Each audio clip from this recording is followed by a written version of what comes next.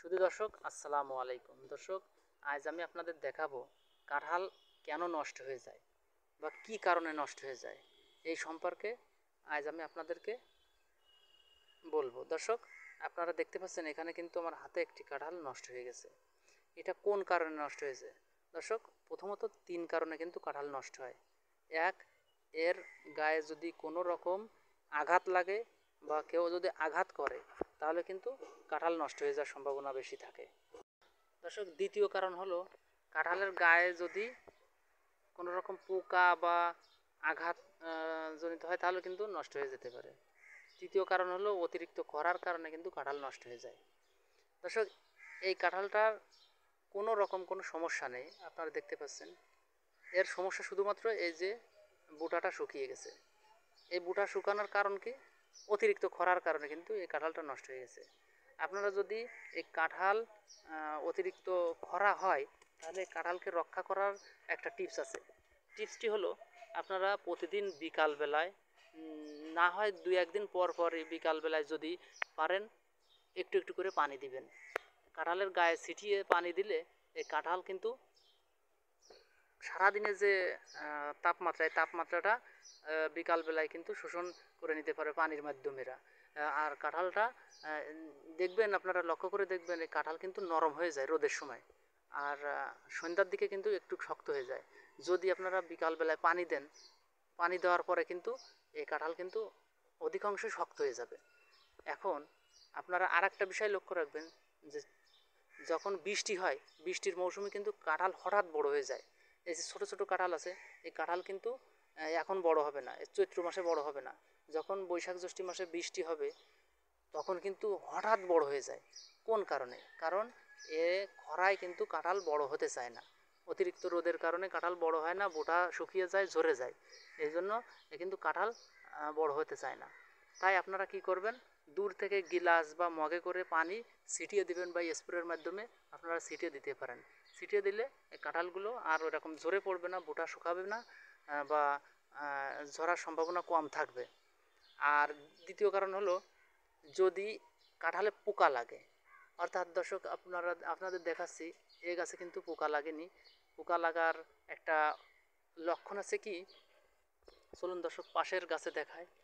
আমি পোকা লেগেছিল ওই গাছে। এই দেখেন দর্শক, এ পাশের গাছে এটা কিন্তু পোকা লেগেছে। পোকা লাগার কারণে কিন্তু এই কাঁঠাল ঝরে পড়েছে বা নষ্ট হয়ে গেছে। আপনারা দেখতে পাচ্ছেন, এখানে দেখেন। এই যে এই কখন পোকা লাগে দর্শক?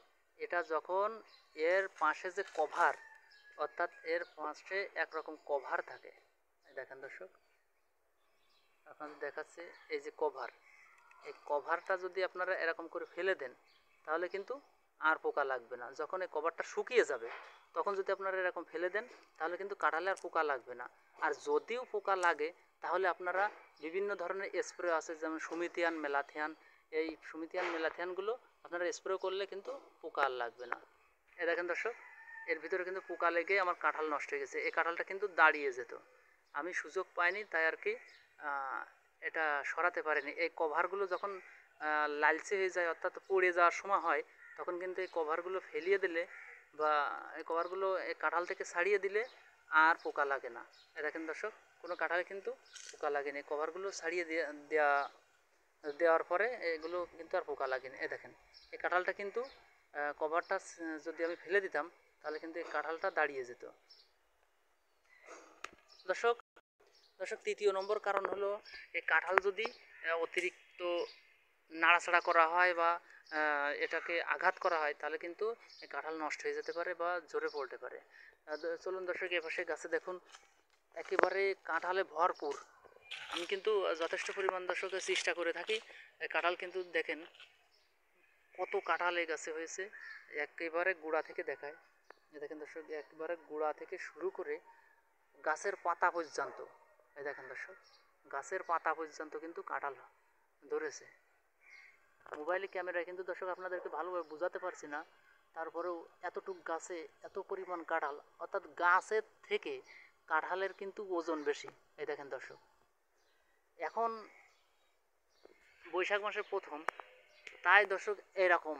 আর কাঁঠালগুলো অনেক বড় বড় হয়েছে। দেখেন কিন্তু এর পরবর্তীতে যখন কাঁঠাল বড় হবে তখন এই গাছেই পারবে না ঠেকাতে, এত পরিমাণে কাঁঠাল কিন্তু ধরেছে। কোন কারণে দর্শক?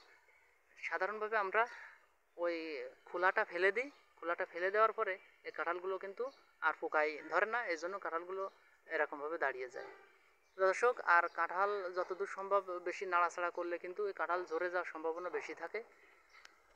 তো দর্শক চলুন দেখা যাক এই কাঁঠাল গাছগুলো দেখেন,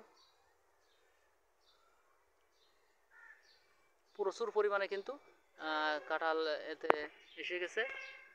আর এইভাবেই আর কি কাঁঠাল অধিক পরিমাণ একটা গাছে দাঁড়ানো সম্ভব যদি আপনারা চেষ্টা করেন। চেষ্টা না করলে কিন্তু কোনো কিছু হয় না দর্শক। এই দেখেন দর্শক, একটা মজার ব্যাপার আপনাদের দেখাচ্ছি, দেখেন এতটুক একটা ডালে, এই দেখেন দর্শক কতটুকু একটা ডালে, এই দেখেন এখানে একটা কাঁঠাল হয়েছে। কারণ দর্শক এর যখন হয়েছিল তখন কিন্তু আমরা অপেক্ষায় ছিলাম যে কখন এর পাশের যে খোলা আছে এই খোলাটা শুকিয়ে যাবে, তখন আমরা খোলা ফেলে দেব। খোলা ফেলে দেওয়ার পরে কিন্তু দর্শক এই কাঁঠালটা দাঁড়িয়ে গেছে। এই দেখেন, দেখছেন? আপনারাও চেষ্টা করে দেখতে পারেন যে খোলা ফেলে দিলে কাঁঠাল কেমন দাঁড়ায়। এই দেখেন একটা কাঁঠালও ইনশাল্লাহ মিস যায়নি। আপনারা দেখেন শুধুমাত্র এর গায়ে যে খোলা আছে খোলাটা ফেলে দেওয়ার কারণে। আর চৈত্র মাসে এখন আমরা একটু একটু করে পানি দিই, এই জন্য এই কাঁঠালগুলো কিন্তু সব সতেজ এবং দাঁড়িয়ে গেছে। এই দেখেন, এই দেখেন প্রতিটা গাছেই কিন্তু দর্শক এই চৈত্র মাসের দিকে একটু পানির টান পড়ে, এজন্য গাছে একটু পানি বা ট্রিটমেন্ট করলেই কিন্তু যে সমস্ত ফলকারা গাছ আছে এই গাছগুলোর ফল কিন্তু ঝরে না। তো দর্শক আজ এই পর্যন্ত, পরবর্তী পর্বে দেখা হবে। আসসালামু আলাইকুম।